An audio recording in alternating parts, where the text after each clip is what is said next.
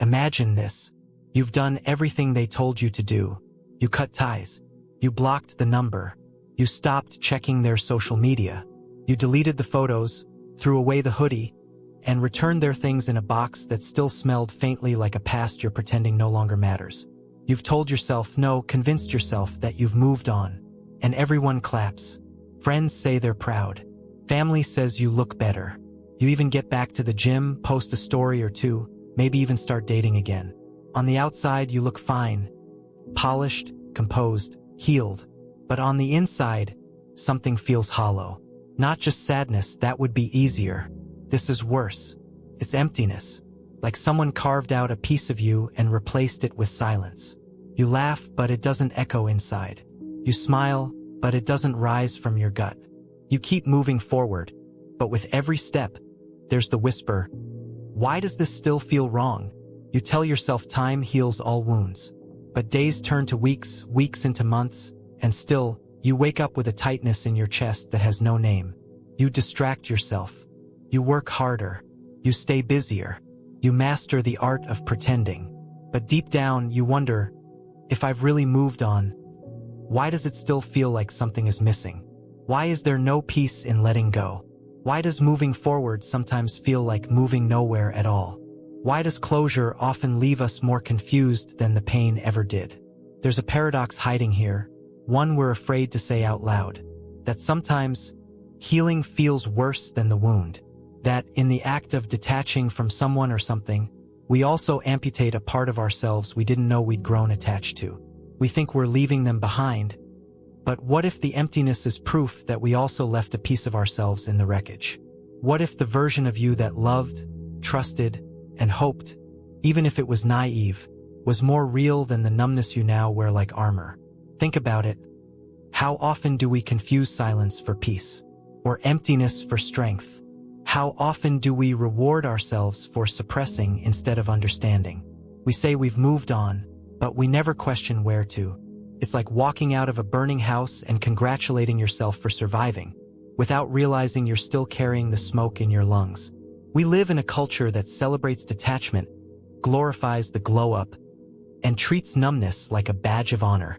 But no one talks about the invisible grief that follows you, the phantom ache, the spiritual disorientation, the quiet panic of waking up in a life that technically looks fine but no longer feels like yours. Here's the truth no one wants to say: you can move on without moving through. And that difference between progression and processing is everything. Because deep healing isn't a straight line. It's a spiral. It's a descent before it becomes a rise. And sometimes, in the act of moving on, we skip the descent entirely. We go from heartbreak to distraction, from abandonment to accomplishment, and mistake motion for meaning. But the soul doesn't work like that. The psyche doesn't forget what the heart pretends to unfeel. You might convince your mind that it's over, but your nervous system, it still flinches at certain names. It still pauses at certain songs. It still registers absence as threat. You can't logic your way out of longing.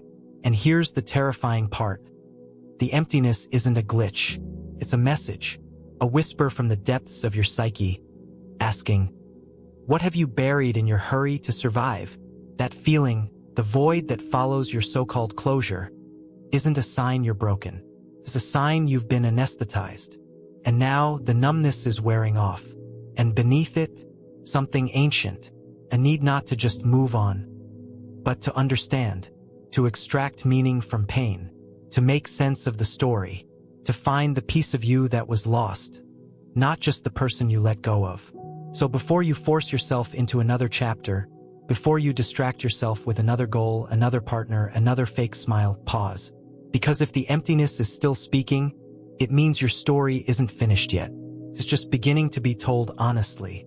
Now let's pull back the veil.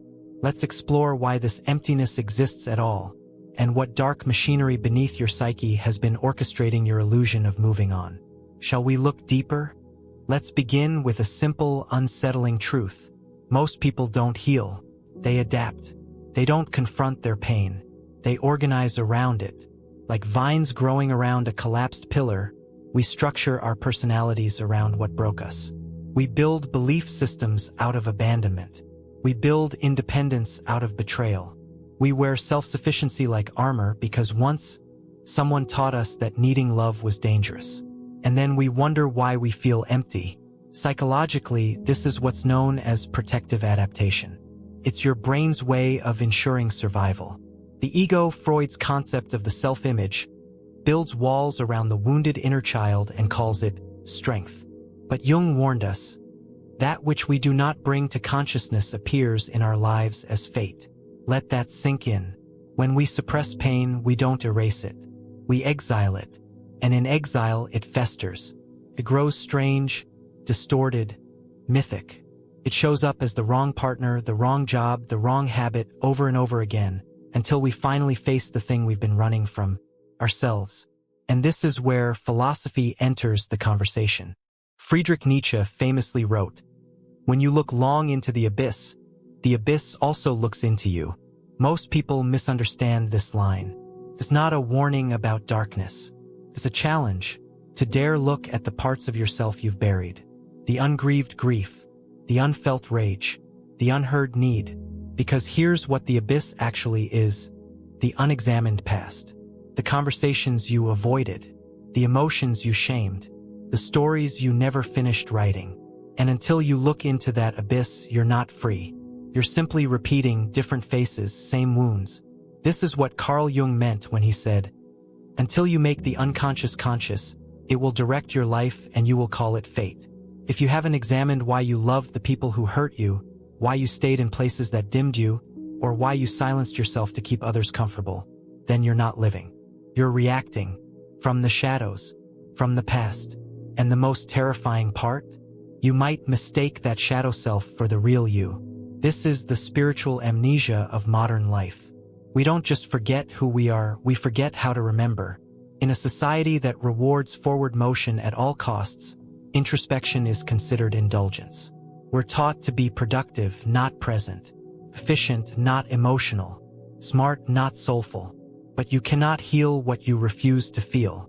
You cannot move forward without looking back.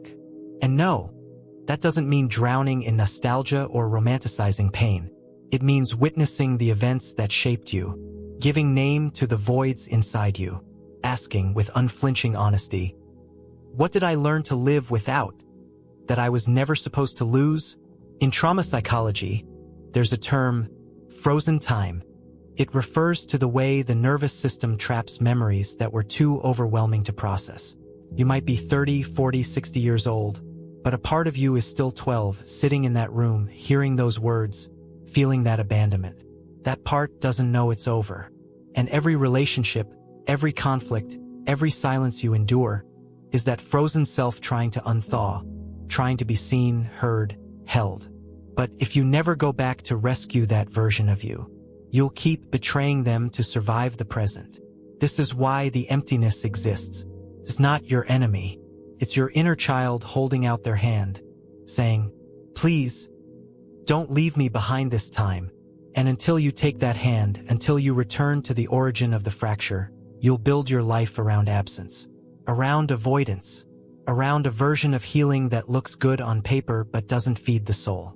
True healing, real wholeness, demands regression before rebirth.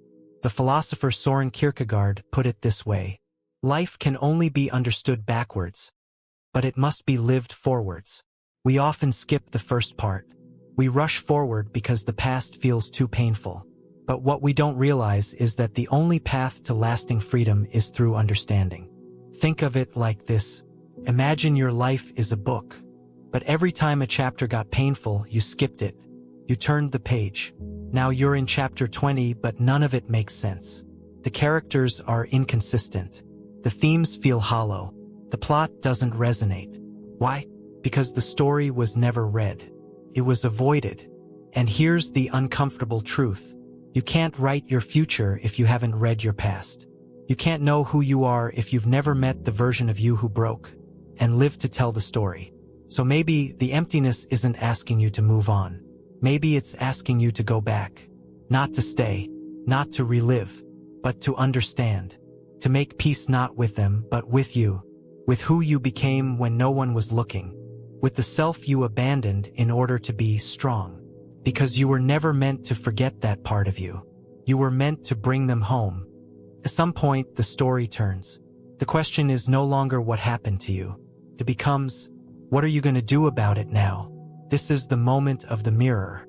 Not the glass one, but the psychic mirror. The one life holds up when you're finally still enough, quiet enough, desperate enough to ask, why does this keep happening to me? And if you're brave enough to look, what you'll see isn't just pain. You'll see patterns, the same arguments, the same silence, the same emotional avoidance, the same sabotage right before things get good. These aren't coincidences. They're clues. Clues pointing back to the part of you that's still hurting, still recreating the trauma, not because you want to suffer, but because it's all your nervous system knows how to recognize. The child who never got picked now chooses partners who never choose them. The teen who had to perform to be loved now builds a career on perfection. The adult who feared abandonment now abandons themselves, daily, in the name of productivity. And when these patterns surface, you have two options: defend them and repeat them, confront them and release them. This is the psychological crucible, the moment when comfort and freedom diverge. Because here's the catch: your survival strategies worked. They kept you alive. They helped you cope. But now they're costing you intimacy, peace, and authenticity. The ego will scream to keep them, because letting them go feels like death. And in a way, it is. It's the death of the mask, the death of the old identity, the death of the version of you who said, "I'm fine," when you were shattering inside. Carl Jung called this process individuation, the lifelong journey of integrating the unconscious into the conscious, becoming whole. But integration can't happen until confrontation does. You must face the roles you played to be loved, the lies you told to stay safe, the emotions you buried to be accepted. This isn't about self-blame. It's about self-responsibility. Because here's the hard truth. You didn't choose your trauma, but you are choosing your avoidance. And every day you avoid, you delay your healing. You delay your life. So how do you confront it? You begin by becoming curious, not judgmental. You ask, what am I protecting by staying stuck? Whose voice am I still obeying in my head? What part of me is still waiting to be rescued? And then you listen, not to fix, not to change, but to witness. Because what was broken in relationship can only be healed in relationship, even if that relationship is with your inner child, your past self, or your own soul. You must show up, consistently, tenderly, without running. This is not a one-time epiphany. It is a daily, gritty, sacred reckoning. To say, I no longer want to live in the echo of my wounds. I choose presence over patterns. I am ready to become who I was before the world taught me to hide. And that means allowing grief. Grief for what should have happened. Grief for who you could have been. Grief for the years you lost in survival mode. But within that grief is gold. Because on the other side of it, past the shaking, the crying, the confronting, is clarity. Not perfection, not bliss, but truth. And that truth, it will free you. Enough theory. Enough intellectualizing your pain. It's time to do something about it. Because healing doesn't happen from knowing. It happens from doing consistently, consciously, even when it hurts. If you've made it this far, you're ready. Not for perfection. Not for some sudden transformation. But for the first real steps toward freedom. Let's begin. 1. Name the pattern. Before you can change anything, you have to name it. That means becoming brutally honest about what keeps repeating. Ask yourself, what situations leave me feeling powerless? What behaviors do I regret, but repeat? What emotional reactions feel out of proportion? Look for loops, not in your schedule but in your soul. You may notice you always withdraw when things get vulnerable, chase people who reject you, overwork to avoid feeling. Choose anger because sadness feels too raw. Write these down. Speak them aloud. They lose power when they are seen. 2. Trace it back to the root. Behind every pattern is a wound. And behind every wound is a moment or a series of moments where your needs weren't met. Maybe you were told emotions were weakness. Maybe you were neglected, smothered, shamed, or used. Maybe you simply never felt safe. Whatever it was, it mattered. Not because you want to dwell in it, but because you can't heal what you refuse to feel. Go back. Not to re-traumatize, but to re-understand. Ask, what did I need back then that I never got? What beliefs did I form about myself because of that? Am I still living as if those beliefs are true? Because often you aren't just confronting your past. You're carrying it. In your body. In your decisions. In your silence. 3. Feel what you never felt. Most people don't suffer from the events of their past. They suffer from the emotions they never allowed themselves to feel. Grief, rage, terror, shame, helplessness. These don't disappear just because you suppress them. They become the shadows behind your smile, the tremor behind your confidence. You must give them voice. This doesn't mean wallowing. It means honoring what was too heavy to carry when you were younger. Scream into a pillow. Cry without restraint. Journal until your hand cramps.